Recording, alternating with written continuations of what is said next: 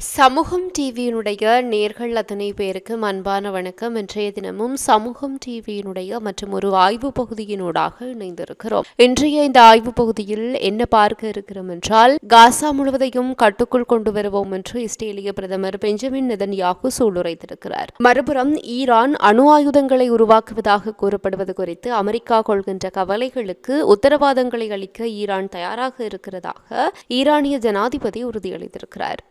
மறுபுறம் ரஷ்ய அதிபர் விளாடிமிர் புடினுடன் அமெரிக்க அதிபர் டொனால்டு டிரம்ப் 2 மணி நேரம் தொலைபேசி வாயிலாக உரையாடல் நடத்தியிருக்கிறார். இதைத் தொடர்ந்து போர் நிறுத்தம் ஏற்படலாம் என்ற ஊகங்கள் எழுந்திருக்கிறது. மறுபுறம் போரானது முடிவுக்கு வர வேண்டும், இதற்கு ரஷ்யா தயாராக இருக்கிறதா என்பது தெரியவில்லை என்று ஜெலன்ஸ்கி கருத்து தெரிவித்திருக்கிறார். இறுதியாக ரஷ்யாவினுடைய தாக்குதல்களில் இருந்து கடலுக்கடியில் உள்ள கேபிள்களை பாதுகாக்க பிரித்தானிய கடற்படை ட்ரோன் நீர்மூழ்கி கப்பல் ஒன்றை உருவாக்கி இருக்கிறது. இந்த விடயங்கள் பற்றித்தான் இன்றைய இந்த ஆய்வு பகுதியில் பார்க்க இருக்கிறோம். நீங்கள் அறிந்திராத பல்வேறு விடயங்களை இன்றைய ஆய்வு பகுதியில் இணைத்திருக்கிறோம். எனவே தவறாமல் முழு காணொலியையும் பாருங்க. அது மட்டுமில்லாமல் நீங்கள் எங்களுடைய சமூகம் டிவிக்கு புதியவர் என்றால் மறக்காம சமூகம் டிவியை சப்ஸ்கிரைப் பண்ணிக்கொள்ளுங்க. கூடவே பக்கத்தில் இருக்கிற அந்த பெல் பட்டனையும் கிளிக் பண்ணி வச்சுக்கொள்ளுங்க. வாங்க நாங்க இன்றைய இந்த ஆய்வு பகுதிக்குள் போகலாம்.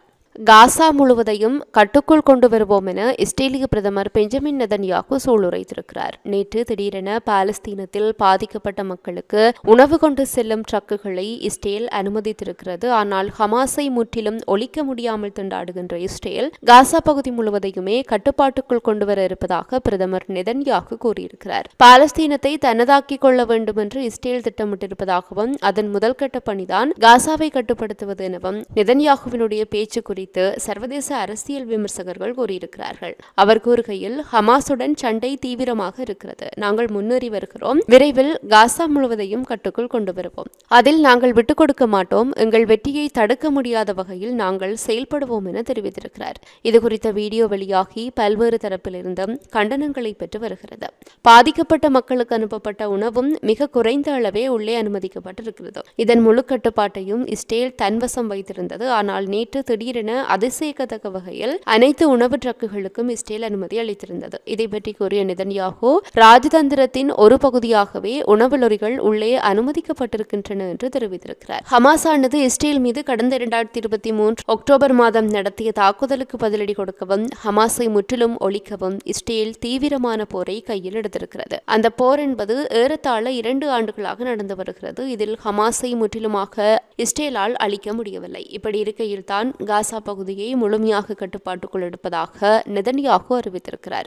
நாங்கள் பேச்சுவார்த்தைக்கு தயாராக இருக்கிறோம், ஆனால் ஹமாஸ் அமைப்பு முற்றிலுமாக காசாவை விட்டு வெளியேற வேண்டும். காசா ஆயுதமில்லாத பகுதியாக இருக்க வேண்டும் என்றெல்லாம் நடைமுறைக்கு சாத்தியமில்லாத நிபந்தனைகளை நெதன்யாகு விதிக்கிறார். இந்த பிரச்சனையை ஈரான் உற்று நோக்கி வருகிறது. ஹமாஸுக்கு ஆதரவாக ஈரானினுடைய ஹவுத்தி குழுக்கள் தாக்குதலை மேற்கொண்டு வந்தன. இப்போது ஹமாஸை இஸ்ரேல் நெருங்குவதால் இதில் ஈரான் தலையிடவும் வாய்ப்பிருப்பதாக கூறப்படுகிறது. மறுபுறம் ஈரான் அணு ஆயுதங்களை உருவாக்குவதாக கூறப்படுவது குறித்து அமெரிக்க அரசாங்கம் உண்மையிலேயே கவலைப்பட்டால் நாங்கள் உத்தரவாதங்களை வழங்குவதற்கு தயாராக இருக்கிறோம் என்று ஈரானிய ஜனாதிபதி மசூத் பெசஸ்கியான் அறிவித்திருக்கிறார். ஈரான் ஒருபோதும் அமெரிக்காவினுடைய கொடுமைப்படுத்தல் மற்றும் அதிகபட்சமான கோரிக்கைகளை ஏற்றுக்கொள்ளாது என்றும் அவர் வலியுறுத்தி இருக்கிறார். மேலும் ஈரானானது சுகாதாரம், சிகிச்சை, விவசாயம் மற்றும் தொழில்துறை ஆகிய துறைகளில் அணுசக்தி துறையின் அமைதியான சாதனைகளை அதன் நாட்டிலிருந்து பறிக்காது என்றும் தெரிவித்திருக்கிறார். ஈரான் இஸ்லாமிய குடியரசு அதன் அமைதியான அணுசக்தி தொழிலை வளர்த்து பயன்படுத்துவதற்கான உரிமையை பின்தொடர்வதில் அமெரிக்காவிடமோ அல்லது வேறு எந்த தரப்பினரிடமோ அனுமதி கேட்காது என்பதையும் பெசஸ்கியான் உறுதிபட தெரிவித்திருக்கிறார். ஈரான் அணு ஆயுதங்களை உருவாக்க மாட்டோம் என்று அமெரிக்காவுக்கு உறுதியளிக்க தயாராக இருப்பதாகவும் அவர் தெரிவித்தார். ஈரான் அணு ஆயுதங்களை உருவாக்குவதாக கூறப்படுவது குறித்து அமெரிக்க அரசாங்கம் உண்மையிலேயே கவலைப்பட்டால் நாங்கள் உறுதியளிக்க தயாராக இருக்கிறோம் என்று அவர் தெரிவித்துள்ளமையும் குறிப்பிடத்தக்கது.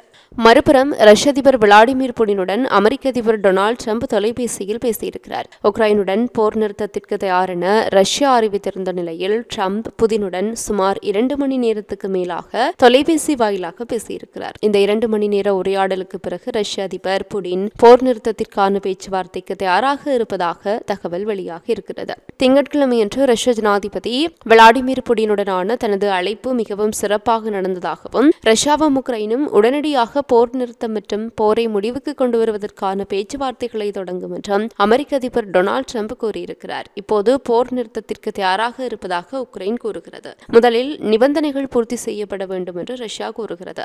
இந்த நிலையில் ரஷ்யாவுக்கும் உக்ரைனுக்கும் இடையிலான பேச்சுவார்த்தைகள் உடனடியாக தொடங்கும் என்று ட்ரம்ப் புதினுடனான 2 மணி நேரம் நீடித்த அழைப்பை தொடர்ந்து தன்னுடைய எக்ஸ் சமூக வலைதள பக்கத்தில் கூறியிருக்கிறார். புடினுடனான தன்னுடைய அழைப்பை தொடர்ந்து உக்ரைன் அதிபர் வொலோடிமிர் ஜெலன்ஸ்கி மற்றும் ஐரோப்பிய ஒன்றியம், பிரான்ஸ், இத்தாலி, ஜெர்மனி மற்றும் பின்லாந்து தலைவர்களுடன் கூட்டு அழைப்பை மேற்கொண்டதாகவும் ட்ரம்ப் அறிவித்திருக்கிறார். பேச்சுவார்த்தைகள் உடனடியாக தொடங்கும் என்று அந்த தலைவர்களிடம் ட்ரம்ப் தெரிவித்ததாகவும் கூறப்படுகிறது. புதினுடனான உரையாடலின் தொனியும் உணர்வும் சிறப்பாக இருந்தது என்றும் போர் முடிந்ததும் ரஷ்யா அமெரிக்காவுடன் பெரிய அளவிலான வர்த்தகத்தை மேற்கொள்ள விரும்புகிறது என்றும் டொனால்டு ட்ரம்ப் கூறியிருக்கிறார். டொனால்டு ட்ரம்புடனான 2 மணி நேர தொலைபேசி அழைப்புக்கு பிறகு ஒரு திடீர் திருப்பமாக ரஷ்ய ஜனாதிபதி விளாடிமிர் புடின் இதுவரை இல்லாத அளவுக்கு வெளிப்படையான தகவலை அந்த நாட்டு ஊடகங்களுக்கு தெரிவித்திருக்கிறார். பரஸ்பரம் ஏற்றுக்கொள்ளக்கூடிய ஒப்பந்தங்கள் எட்டப்பட்டால் உக்ரைனுடன் போர் நிறுத்தம் சாத்தியமாகும் என்பதற்கான சமிஞ்ஞையாக இது அமைந்திருக்கிறது. மாஸ்கோ, கீவ் நேரடி பேச்சுவார்த்தைகளை மீண்டும் தொடங்குவதற்கு ட்ரம்ப் அளித்த ஆதரவை புடின் பாராட்டியிருக்கிறார். மேலும் அனைவருக்கும் பொருந்தக்கூடிய சமரசங்களை இருதரப்பினரும் கண்டுபிடிக்க வேண்டும் என்றும் அவர் அழைப்பு விடுத்திருப்பதாக அந்த நாட்டு ஊடகங்கள் செய்தி வெளியிட்டிருக்கின்றன. இதேபோன்று அமெரிக்க ஜனாதிபதி ட்ரம்ப் மற்றும் ஐரோப்பிய நாடுகளின் தலைவர்கள் பலருடன் உக்ரைன் அதிபர் ஜெலன்ஸ்கியும் தொடர்ந்து பேச்சுவார்த்தை நடத்தி வருகிறார். இதுபற்றி அவர் குறிப்பிடும் போது, ரஷ்ய தரப்பு கொள்கைகளை பற்றி எனக்கு தெரியாது.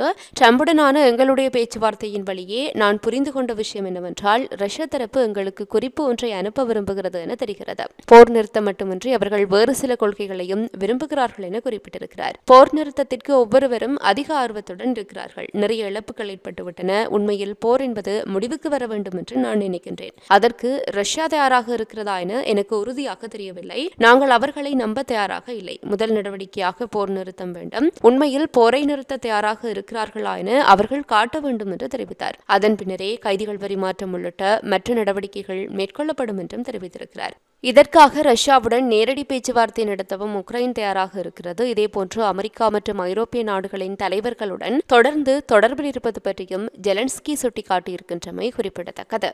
இறுதியாக ரஷ்யாவின் தாக்குதலில் இருந்து கடலுக்கடியில் உள்ள கேபிள்களை பாதுகாக்க பிரித்தானிய கடற்படையானது ட்ரோன் நீர்மூழ்கி கப்பல் ஒன்றை வடிவமைத்திருக்கிறது. உக்ரைனுக்கு அப்பால் ரஷ்யா தன்னுடைய தாக்குதல்களை விரிவுபடுத்தும் என்ற அச்சம் அதிகரித்து வருவதால் பிரித்தானியா இந்த நடவடிக்கையை மேற்கொண்டிருக்கிறது. இந்நிலையில் பிரித்தானியா தயார் நிலையில் இருக்க நீர்மூழ்கி கப்பல் ஒன்றை வடிவமைத்திருக்கிறது.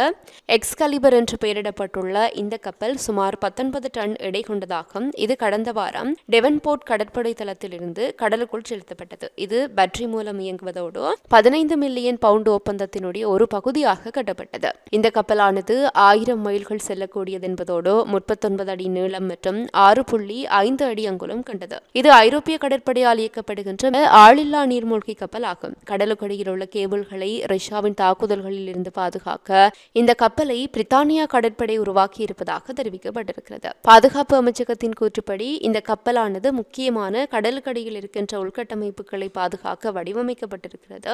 மேலும் இது அரசாங்கத்தினுடைய புதிய பாதுகாப்பு திட்டங்களுக்கு மையமாக இருக்கும். இப்போது எக்ஸ்காலிபர் 2 வருட சோதனைகளில் ஈடுபடும் என்று கூறப்படுகிறது.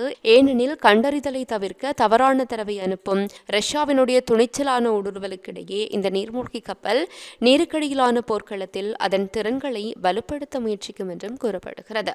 இத்துடன் சமூகம் டிவியினுடைய இன்றைய இந்த ஆய்வு பகுதி நிறைவு பெறுகிறது. மற்றும் ஒரு ஆய்வு பகுதியினூடாக சந்திக்கலாம். தொடர்ந்தும் சமூகம் டிவியோடு இணைந்திருங்கள்.